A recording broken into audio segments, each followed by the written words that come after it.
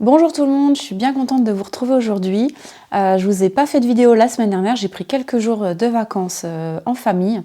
Donc j'ai fait une petite pause sur les réseaux et je vous retrouve aujourd'hui pour une nouvelle vidéo sur 8 astuces en fait que j'utilise pour bien travailler, pour être plus productive, pour bien avancer dans mon travail et du coup pour pouvoir gagner du temps aussi pour les autres domaines de vie.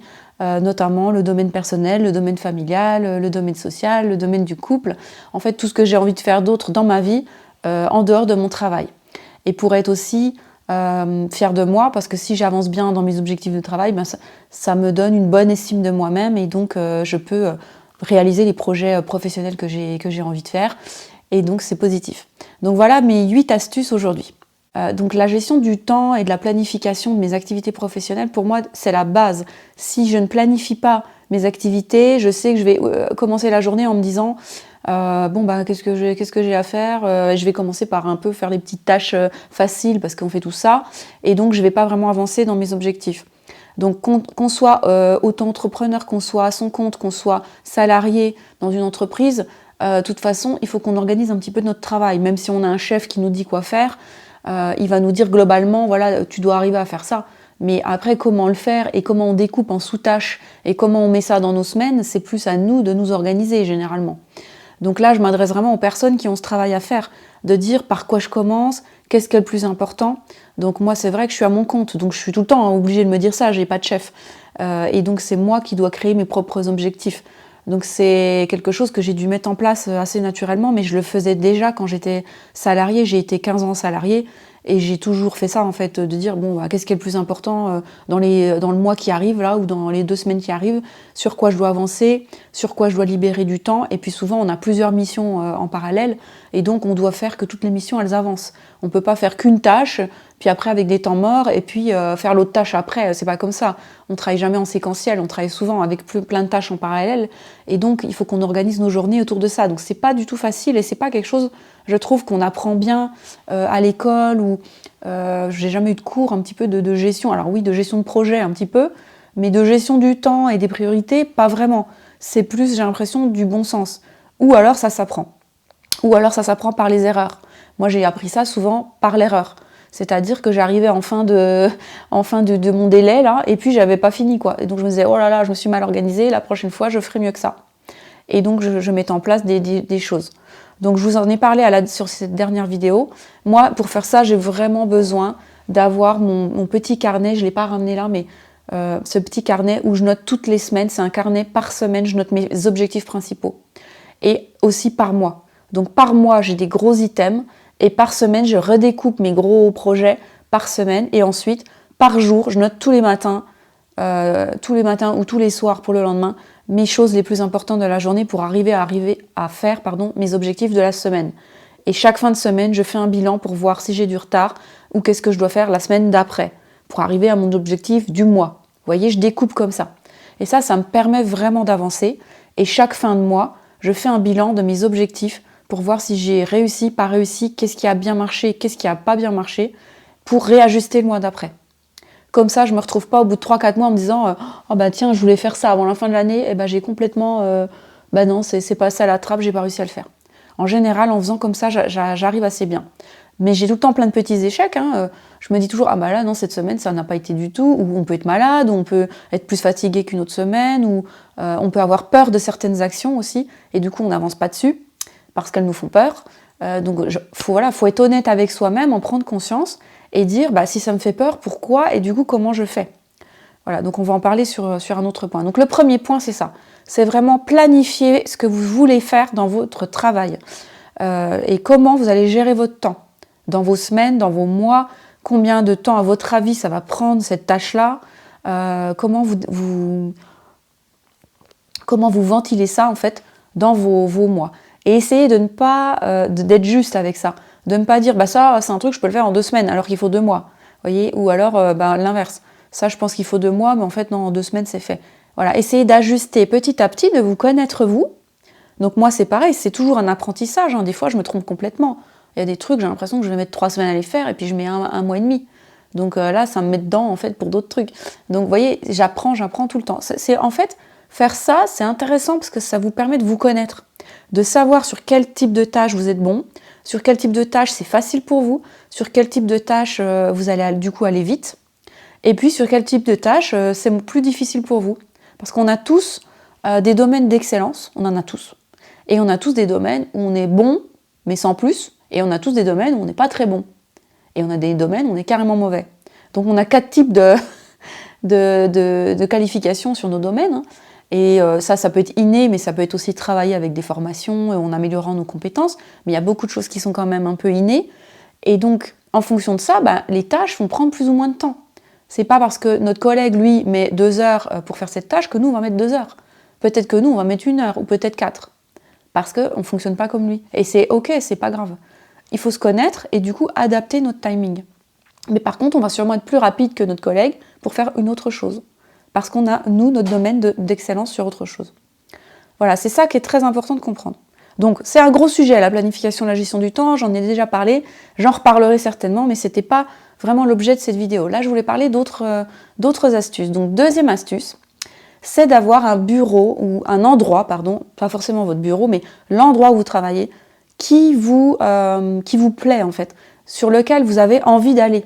Parce que déjà, si vous n'avez pas envie, quand vous arrivez à l'endroit où vous travaillez, par exemple, vous asseyez à votre chaise et vous dites « Oh là là, je vais être là toute la journée là », bon déjà, ça va être compliqué de vous mettre dans un esprit productif. Donc, si vous travaillez à la maison avec le télétravail, c'est très important de ne pas travailler au milieu du bazar, par exemple, ça va être compliqué. D'avoir vraiment un espace organisé. Moi, j'ai un bureau, par exemple, qui est séparé à la maison. Je l'ai beaucoup travaillé, je regarde parce qu'il est juste à côté de moi. Vous voyez, j'ai des plantes vertes, il est tout le temps rangé, donc il peut être en bazar la journée, mais tous les soirs je le range avant de partir de mon bureau. Je range tout pour que le lendemain matin j'arrive, il y a une place nette. Donc il n'y a pas des câbles qui traînent partout, j'ai rangé par exemple tous les câbles, j'ai mis un écran avec une taille d'écran assez importante parce que j'ai besoin des fois de travailler sur plusieurs écrans en même temps, j'ai une hauteur de siège qui est correcte pour ne pas me faire mal aux épaules. J'ai même un petit truc pour poser mes pieds. J'ai racheté un fauteuil de bureau il n'y a pas longtemps pour être vraiment bien confortable parce que des fois, moi je peux passer 8 heures par jour largement dans mon bureau assise. Donc vous voyez, il faut vraiment que ça soit adapté. Donc le télétravail, c'est bien, moi j'adore, mais par contre il faut un vrai bureau.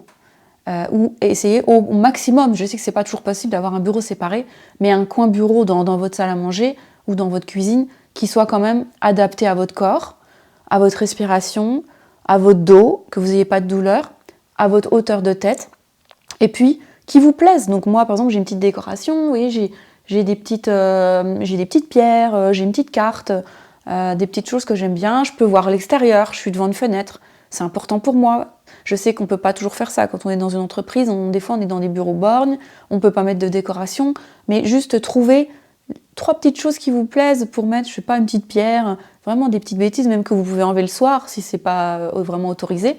Vous pouvez les enlever, les remettre, mais que ça soit agréable pour vous. Ça peut être aussi par les odeurs. Moi j'ai un spray le matin, je vous ai déjà parlé quand je vais à l'hôtel, etc. Mais j'ai toujours des sprays comme ça, un peu partout dans ma maison. Et dès que je veux être bien, tac, un petit coup de spray, déjà ça me met dans une ambiance. Sachez aussi que l'huile essentielle de menthe, j'en ai dans mon bureau, dans un tiroir. Quand je suis un peu embrouillée au niveau de mon esprit, que j'arrive plus, que j'avance pas, je l'ouvre et je respire un petit coup l'huile essentielle de menthe et ça clarifie les pensées, ça clarifie la respiration et les pensées.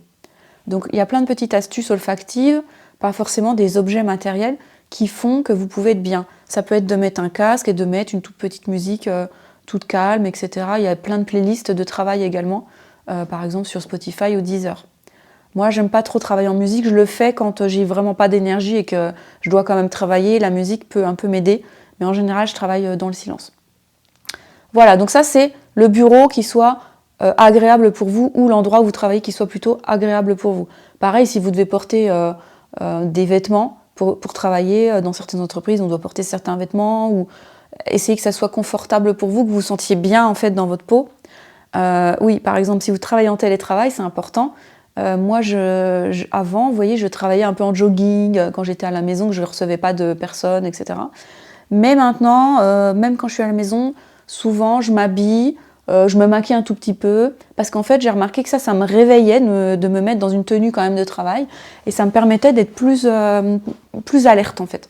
Quand je veux vraiment être efficace, j'ai besoin quand même d'être habillée, d'avoir mis mes chaussures, de pas forcément être en pantoufles et un tout petit peu maquillée, peut-être moins que si je sors ou si j'ai des séances avec des clients, mais quand même, quoi. Pas en pyjama sur mon canapé.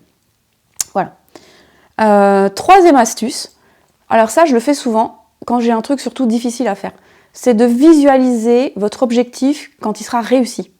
Donc vous fermez les yeux et vous visualisez l'objectif atteint, quoi. Vous l'avez déjà atteint. Et là vous visualisez ce que ça vous fait d'avoir atteint cet objectif. Alors ça, j'aime bien faire ça quand j'ai une grosse mission difficile où je dis comment je vais faire ça, j'ai envie d'atteindre l'objectif mais je sais pas trop comment je vais y arriver, enfin, je suis en train justement de réfléchir à comment je vais faire et tout. Et par contre, je me vois déjà l'atteindre. Et quand vous voyez l'atteindre et que vous voyez que ça vous fait hyper plaisir, que vous dites, vous avez une sensation de libération, de fierté de vous, d'estime, vous avez envie de vous féliciter, vous êtes super heureuse, bah, je vous assure que ça donne une énorme motivation pour faire tout le chemin pour y arriver. Mais surtout si ce chemin est long. Donc ça, c'est génial de faire ça, ça redonne de la motivation. Donc ça, je le fais voilà, moi je le fais pas pour toutes les petites choses que j'ai l'habitude de faire, mais quand c'est un truc un peu qui sort de l'ordinaire ou qui est très long, que ça va être sur du long terme et je sais pas si je vais y arriver, je me dis, mais en fait je le faisais déjà naturellement, mais c'est un exercice même de sophrologie, c'est de fermer les yeux, de se mettre dans l'objectif réussi et de se visualiser, est-ce qu'on est seul, est-ce qu'on est avec des personnes autour de nous, comment on se sent, comment on se voit, comment on se tient, voyez, vraiment se visualiser. Et si vous arrivez à vous visualiser avec cet objectif atteint, ça veut dire que vous pouvez l'atteindre. Tout ce que le cerveau peut voir, il peut le faire. C'est vraiment la base, c'est tout ce qu'on peut visualiser, on peut le faire. Donc ça veut dire qu'on va y arriver. Il n'y a aucun doute là-dessus. Donc c'est génial. Donc voilà, ça c'était ma troisième astuce. Quatrième astuce, la méthode Pomodoro. Alors la méthode Pomodoro, je l'utilise quand je dois me concentrer sur un sujet pendant, par exemple, une journée entière ou une demi-journée, où je dois vraiment avancer, par exemple, être productive, écrire un rapport ou faire des recherches ou apprendre des choses, retenir. Ça peut être, si vous êtes étudiant, quand vous révisez pour vos examens. Et c'est une méthode, en fait, qui permet de se concentrer à 100% sur ce qu'on est en train de faire. Sans distraction, sans rien autour. Donc cette méthode, pour ça, on utilise un minuteur. Donc j'ai acheté un petit minuteur, j'en ai même deux sortes, je vais vous en montrer un. Donc j'ai acheté ça, par exemple, sur Amazon. Donc vous voyez, c'est un cube. Vous pouvez choisir 15 minutes, 20 minutes, 30 minutes ou 60 minutes. Vous le posez et au bout du temps que vous choisissez, donc vous le posez avec le temps que vous choisissez, et puis au bout du temps écoulé, il va sonner ou il va faire de la lumière. Et donc ça va vous donner le signal que les 15 minutes sont finies ou que les 20 minutes sont finies. Donc pourquoi utiliser un timer comme ça et déjà pas le téléphone ? Parce que le téléphone, quand on veut être concentré, il ne faut pas le mettre dans notre bureau, il faut l'éloigner. C'est la base, parce qu'il va toujours y avoir quelque chose qui va, soit une notification, soit juste avoir envie de le regarder, même si on a 0 notification. Moi, j'ai aucune notification qui s'allume ou quoi dans mon téléphone, mais quand je le vois, déjà, ça me perturbe, parce que j'ai envie de regarder. Donc en fait, quand je veux vraiment travailler de façon vraiment avancer vite, je l'enlève le téléphone, je l'enlève de ma vue, et j'utilise le Pomodoro. Donc je me mets, par exemple, moi j'aime pas 15 minutes, c'est un peu court, mais je me mets 20 minutes souvent. Donc je pose 20 minutes et là, je n'ai pas le droit de faire autre chose que de regarder mon ordinateur et d'avancer dans ma tâche. Ou de faire ce que vous avez à faire, c'est pas forcément sur un ordinateur. Mais par contre, je dois faire que ça. Et je vous assure que là, les 20 minutes, elles sont méga productives. Parce qu'en fait, comme vous savez que pendant ce temps-là, votre cerveau, vous n'avez pas l'autorisation, vous donnez pas l'autorisation de faire autre chose, vous êtes méga concentré et dès que votre esprit il divague un peu sur autre chose, vous revenez tout de suite parce que vous savez que le temps il défile. Et ce temps qui défile, vous ne voulez pas les perdre. Et au bout des 20 minutes, quand ça sonne, donc là, en général, du coup, ça passe super vite. Moi, à chaque fois que je le mets, je me dis « Oh, il y a déjà les 20 minutes » parce que j'étais tellement concentrée que je ne vois pas le temps passer. Vous êtes comme dans un état de flux. Donc, c'est super agréable en plus. Et au bout des 20 minutes, on a le droit de faire une pause. Donc là, la pause, c'est pas regarder notre téléphone, ça va être plutôt de se lever, faire des étirements, aller un petit coup dehors. Moi, j'ai une fenêtre juste à côté, je peux sortir 5 minutes, aller aux toilettes, aller boire un coup, boire un petit café. Voilà, je fais une pause de 5 minutes. Pas non plus 20 minutes de pause. 5 minutes, et je recommence un deuxième cycle. Et là, je choisis, pareil, le temps, 15, 20, 30, etc. Donc ça, je peux le faire plusieurs fois de suite. Et je vous assure que quand je fais ça, des fois, je le fais pendant 1h30 à 2 heures. J'utilise le Pomodoro. J'abats un travail, mais conséquent. Vraiment, C'est impressionnant le travail qu'on peut abattre quand on fait cette méthode-là. Je l'utilise également parfois avec mes enfants quand ils font leurs devoirs. Enfin, pas les grands, mais le dernier qui est au collège. Pour l'aider à faire ses devoirs, je lui ai proposé d'utiliser ça. Alors au début, il n'aimait pas trop, parce que c'est sa maman qui lui disait ça. Là, maintenant, des fois, il le fait. Je vois qu'il le fait, il met, mais lui, il va mettre 10 minutes. J'ai un autre petit minuteur où c'est 10 minutes. Donc ces minuteurs, vous pouvez les trouver sur Amazon ou sur n'importe quel... c'est des minuteurs même de cuisine. Hein. En fait, celui qui a inventé cette méthode, il avait utilisé à la base un minuteur de cuisine. En fait, quelque chose qui est mécanique, qui n'est pas quelque chose... ce n'est pas une application dans votre téléphone. J'insiste, c'est pas dans le téléphone. C'est un minuteur qui est juste une petite boîte, juste pour faire ça. Et même pour les devoirs, ça peut être sympa avec vos enfants. Il y en a qui sont même un petit peu rigolos pour les enfants, avec des couleurs et tout. Et vous pouvez leur dire, regarde, on met 5 minutes, et pendant 5 minutes, tu fais de la lecture. Et quand ça sonne, t'auras assez lu, quoi. Et il est content parce qu'il a fait sa tâche, ça sonne, il est tout fier de lui, l'enfant. C'est lui qui peut même actionner le truc. Ça peut très bien marcher pour des enfants au primaire. Ou moi j'ai un grand, je peux pas lui mettre le minuteur, c'est lui qui doit le décider. Un enfant, on peut lui dire, tiens, je te propose ça, qu'est-ce que t'en penses? Et ça peut être comme un jeu. Donc ça peut être pas mal. Ça, c'était la 4e astuce. 5e astuce, réaliser des affirmations positives d'encouragement. Être son propre sponsor. Être son propre parent, en fait. Dans le sens, on va se sponsoriser, on va se pousser de façon positive. Donc moi, comment je fais ça? En général, je m'encourage à haute voix. Donc ça peut paraître un peu bizarre, parce que si vous êtes tout seul chez vous, ou si vous êtes avec des collègues autour de vous, vous pouvez le faire dans la pensée. Ça va être de se dire des mots d'encouragement comme vous diriez à votre enfant. Donc par exemple, moi souvent, je me dis, allez Céline, tu peux le faire, tu peux y arriver là. Là, en 2 heures, t'as plié le truc, tu vas y arriver, t'es forte, vas-y, t'es forte. Vas-y, c'est dans tes capacités. Vous voyez, des phrases comme ça. Et c'est très souvent que je me dis ça quand j'ai une tâche un peu compliquée. Je me dis, Céline, tu sais que tu peux le faire. Tu l'as déjà fait ou tu l'as jamais fait, mais tu as la capacité, tu vas y arriver. Et je me le dis oralement comme ça, le matin souvent, en début de journée. Je me le dis pas toutes les 5 minutes, mais c'est très important d'affirmer qu'on peut le faire, même si on ne sait pas comment on va faire, on sait qu'on va y arriver. Le but, l'objectif, on le voit et on sait qu'on va y arriver. Donc ça, c'était la 5e astuce. 6e astuce, savoir gérer son énergie. Donc c'est quoi gérer son énergie? Déjà, c'est quoi son énergie? C'est le niveau de forme que vous sentez à l'intérieur de vous. Par exemple, si vous dites de 1 à 10, 10 étant je me sens hyper en forme, dynamique, là j'ai à fond envie de travailler, je sens que j'ai plein d'énergie pour travailler.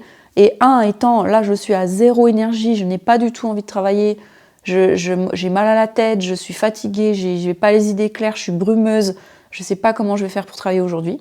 Voilà. Vous dites à combien vous êtes. Donc là, par exemple, moi aujourd'hui, alors ça tombe bien, c'est le week-end, là je ne vais pas travailler, mais si je devais travailler, je ne serais pas trop mal là. Parce que je me suis bien reposée ce matin, donc je pense que je suis à 7, parce que je suis un petit peu malade quand même, je suis à 6-7. Il y a des jours où franchement, je me lève le matin, j'ai une journée de travail qui m'attend et je suis à 2. Donc là, c'est plus compliqué. Donc on ne peut pas travailler de la même façon quand on démarre une journée à 2 et quand on est dans une journée où on est 7 ou 8. Ça, c'est déjà, il faut accepter ça. On sera certainement moins productive, ça sera plus difficile. Donc, il faut savoir gérer ce qu'on va faire ce jour-là. Si on a la possibilité on peut peut-être switcher des tâches, c'est-à-dire, j'avais prévu de faire ce truc super dur aujourd'hui, mais là, je suis crevée, je vais le faire plutôt demain, et demain, j'avais prévu ça, je vais le faire aujourd'hui. Ça, c'est vraiment si on est très très fatigué et si on peut le faire. Si on ne peut pas le faire, on va quand même devoir avancer sur des choses difficiles, des réunions difficiles, des choses difficiles. Là, on va devoir faire des temps de pause un peu plus longs. C'est-à-dire, on va faire une tâche difficile pendant, 1 heure, 2 heures, et après, on va devoir un petit peu se reposer. Alors, on ne va pas aller se coucher forcément, on est dans une entreprise, ou même chez nous, on ne va pas aller se coucher, mais on va faire, par exemple, 1 ou 2 minutes où on s'assoit, on met bien les pieds au sol, on fait attention à notre corps, à notre respiration, on met une main sur la poitrine, une main sur le ventre, et puis on va faire un peu de respiration, quelques minutes. On va essayer de reprendre un peu de force. On va bien faire attention. Ça, on peut le faire aussi aux toilettes, si on n'a pas la possibilité de le faire parce qu'il y a des gens autour de nous. Moi, parfois, dans mon bureau, j'ai aussi un canapé. Ça m'arrive de m'allonger 5 minutes et de lever mes jambes. Parce que ça fait un petit peu revenir un peu de tension dans le corps. Et puis, Voilà, ça permet de reposer, ça peut être des petits moments courts, hein. Après le repas, 5-10 minutes, vous reprenez un peu votre souffle. De toute façon, ça faut tout le temps quasiment le faire, même quand on est bien en énergie, parce qu'on dépense notre énergie elle va partout, donc il faut la ramener à un moment. On peut faire aussi des exercices justement de respiration où on fait comme ça, comme si on ramenait notre énergie et on s'étire en inspirant et en revenant. On ramène de l'énergie, on s'étire et on ramène de l'énergie. On peut faire ça plusieurs fois, on peut le faire debout. Il y a vraiment plein de petits exercices corporels, de respiration, de visualisation. Fermer juste ses yeux, ça repose. Ça enlève tous les stimuli visuels. Boucher les oreilles. Il y a aussi des protocoles, on peut récupérer en juste mettant ses mains comme ça et revenir à soi quelques instants. Ça, je vous l'ai déjà montré dans d'autres vidéos. Mettre là un petit peu les mains comme des coques, fermer les yeux et se mettre un petit peu à l'intérieur de soi. Ça repose énormément le système nerveux. Donc ça permet aux cellules de récupérer. Et on respire doucement quand on fait ça. Voilà, c'est de la récupération d'énergie. C'est gestion de votre énergie tout au long de la journée. Vous avez des trucs qui vous ont demandé, vous sortez par exemple d'une réunion, ou moi des fois je fais des visios ou des séances, je sors du truc, je suis vidée, ou j'en ai plein la tête, où j'ai fait une tâche sur mon ordinateur où j'ai énormément réfléchi, j'ai l'impression que ma tête elle est pleine de choses, et bien là, il faut que je respire 2 minutes, je vais gérer mon énergie, je vais peut-être aller marcher un peu dehors ou me reposer 5 minutes. Et je vais reprendre après. L'importance des pauses, quoi, voilà. Cette astuce-là, c'est l'importance des pauses, et pas des pauses sur votre téléphone, j'insiste, des pauses pour revenir à vous. Donc pas pour aller regarder des autres informations sur un téléphone ou une télévision, ou d'écouter la radio. C'est de se remettre un peu soi avec soi. On en a besoin, même quand on est à 7 à 8, à minimum 7 le matin, et on en a encore plus besoin quand on est plus bas. Et là, on rentre dans une saison où c'est quand même bas, l'énergie, donc pensez bien à cette astuce-là, ne faites pas votre journée comme ça, de but en blanc, sans penser à votre corps, à votre respiration et à comment vous vous sentez à l'intérieur de vous. Sans faire d'étirement, sans faire de respiration, sans faire de pause au niveau de vos yeux, de vos oreilles. Ne faites pas une journée totale comme ça, sinon vous arrivez le soir, vous êtes au bout du rouleau chez vous. Et vous avez encore des choses à faire à la maison. Donc ça fait des journées quand même difficiles. 7e astuce, alors j'aime pas trop ce terme, être dans la pleine conscience, mais je dirais plutôt éviter d'être trop multitâche. C'est de faire une chose après l'autre. Alors là, je sais qu'il y a beaucoup de gens qui vont penser j'ai pas le temps parce que j'ai trop de choses à faire dans ma journée, donc il faut bien que je sois multitâche, et multitâche c'est bien.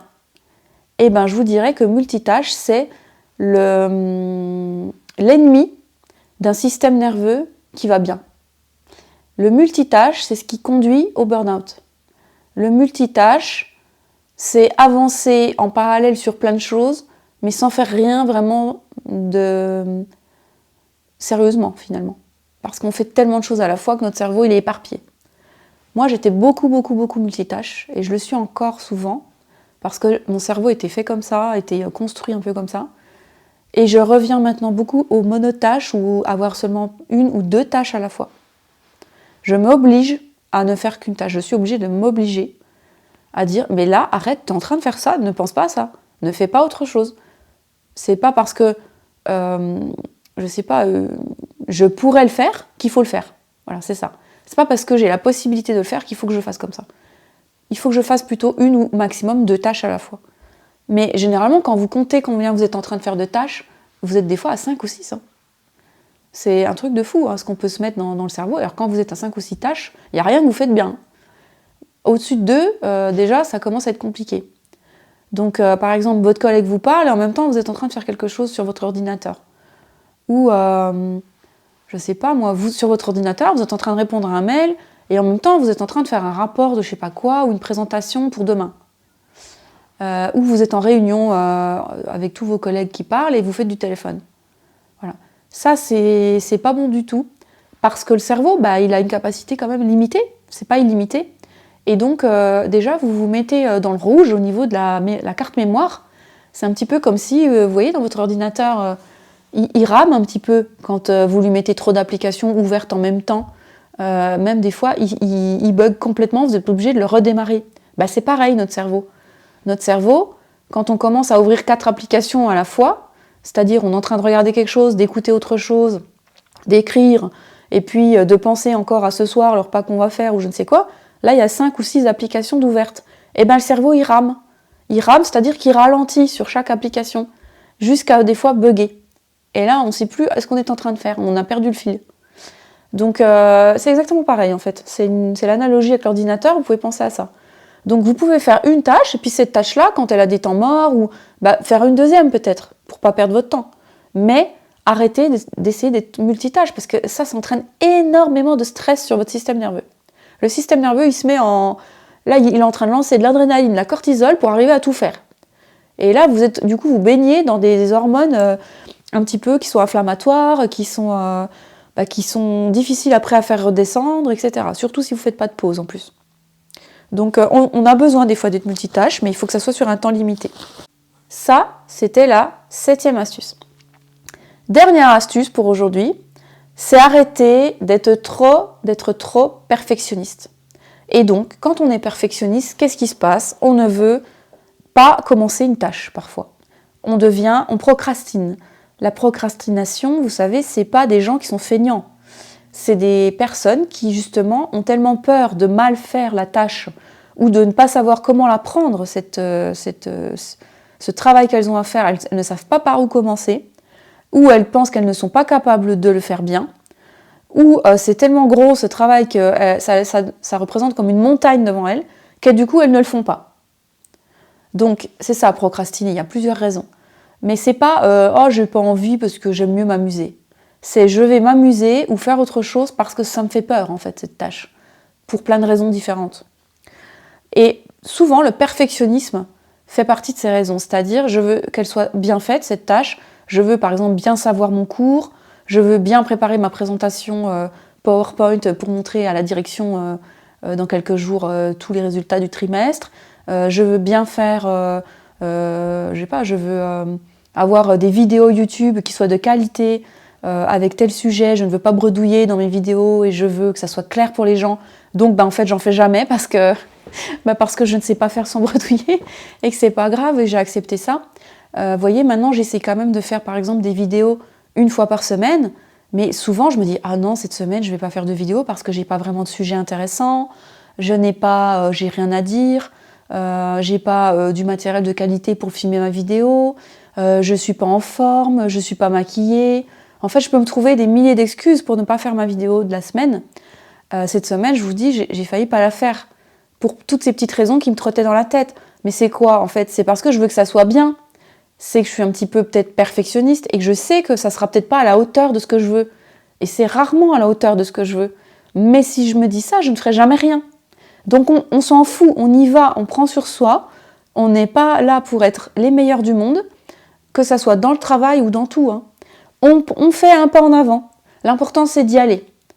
Et après, oui, ça sera peut-être pas, j'aurai pas le temps de faire un montage de qualité, de mettre des musiques, de mettre une intro, Moi, je voudrais tout le temps des vidéos comme ça, parce que j'en vois plein et je trouve ça trop cool. Moi, j'ai rarement le temps de faire ça, parce que j'ai un métier à côté, je suis pas youtubeuse professionnelle, et je fais ça parce que ça m'amuse aussi, et parce que j'aime partager. Et tant pis si c'est pas top. Et tant pis si c'est pas un éclairage magnifique, avec des cadres divers, variés, etc. Il faut quand même le faire. Et tant pis si je bredouille et si je me loupe dans mon montage et qu'on voit que je bredouille, c'est pas grave, c'est la vie. Donc voilà, le perfectionnisme, c'est vraiment l'ennemi de la productivité. Pour moi, c'est comme le multitâche. C'est l'ennemi du système nerveux calme. Et le perfectionnisme, c'est l'ennemi de la productivité. Parfois, je commence un truc, je me dis, je vais faire un bon travail, et puis je me dis, ah non, mais je suis pas assez en forme pour faire mon travail, du coup, je le ferai demain. Et puis je repousse. On peut le faire, ça. Je vous dis, quand on est à 2 en énergie, on peut se dire, allez, je ferai demain, ok. Mais pas 15 fois. À un moment, il va falloir y aller. Même si on est à 2 en énergie, même si on n'a pas envie, même si on a l'impression qu'on va être nul, il faut faire le premier pas. Donc là, la clé pour ça, c'est de se dire, d'accepter de ne pas être au top, et que ça ne sera peut-être pas un super travail, mais quand même, on va le faire. Et en général, quand on est en train de le faire, ce travail, ça nous donne de l'énergie, et on avance, et on se dit, en fait, j'y arrive, et du coup, on n'est pas si mal, et le résultat, il n'est pas si mal. Voilà. Donc, il faut juste sauter ce petit pas, le premier pas de démarrer le programme, de démarrer le travail. Moi, c'est vraiment ça à chaque fois. Je me dis, mais j'ai pas envie de faire, j'ai pas envie de faire, j'ai pas envie de faire. Après, je me mets au truc. Et une fois que j'y suis, je me dis, bah ça va, c'est pas non plus, je sais pas pourquoi j'avais autant pas envie de faire. Une fois que j'y suis, je me dis, bon, bah ça va, j'avance, ça va le faire. Vous voyez? Donc voilà, pas trop de perfectionniste. Pas trop de perfectionnisme. Voilà, c'était ma 8e astuce pour bien travailler, surtout dans les semaines qui arrivent, là, qui vont être un peu en énergie difficile. Il fait nuit à 5h30, voilà, le matin, on est fatigué. Prenez bien soin de vous. Justement, la nuit tombe tôt, donc peut-être profitez-en pour vous coucher un petit peu plus tôt, même un quart d'heure plus tôt que d'habitude, 20 minutes, ça sera toujours ça de prix, parce que notre cerveau, mine de rien, il est quand même relié à la lumière, et donc quand il fait nuit à 5h30, à 6h30, 7h, 8h, on a déjà un coup de barre. Donc si on attend minuit pour se coucher, ça fait tard au niveau hormonal et tout ce qui se passe à l'intérieur de nous. Donc l'hiver, on peut profiter de peut-être décaler un petit peu notre sommeil aussi, pour avoir une bonne énergie le matin, et du coup avoir envie d'appliquer toutes ces petites astuces pour bien travailler, atteindre vos objectifs et être serein tout simplement, avoir une vie plus sereine, arriver par exemple aux fêtes de fin d'année en se disant j'ai à peu près fait ce que je voulais faire cette année et je suis content de moi dans mon travail. Ça peut être aussi toutes ces astuces pour les choses personnelles, hein. Pas forcément le travail, mais les projets personnels aussi. Voilà, donc dites-moi en commentaire si vous avez des autres astuces, parce que moi j'adore ça. Je cherche toujours des choses pour améliorer mon efficacité, je suis vraiment à la recherche de ça, j'adore arriver à ce que j'ai envie de faire le plus rapidement possible, sans trop d'efforts en fait. Donc tout ça, ça m'aide à y aller en fait, et à pas aller chercher toutes les ressources à l'intérieur de moi tous les jours pour pouvoir travailler. Je me mets vraiment dans des conditions les meilleures pour que ça soit pas trop difficile, même facile souvent, et agréable pour moi d'avancer. C'est un peu un truc de feignant en fait. C'est de pouvoir travailler sereinement et sans trop de difficultés finalement. Donc si vous avez des astuces, je suis preneuse. Vous pouvez partager cette vidéo également pour la visibilité de cette chaîne, vous abonner et mettre un petit pouce pour pouvoir favoriser un petit peu cette chaîne. Et je vous remercie d'avoir écouté cette vidéo jusqu'au bout parce qu'elle dure assez longtemps, on est à peu près 30 minutes. Et je vous dis donc à la semaine prochaine pour une nouvelle vidéo. Prenez soin de vous.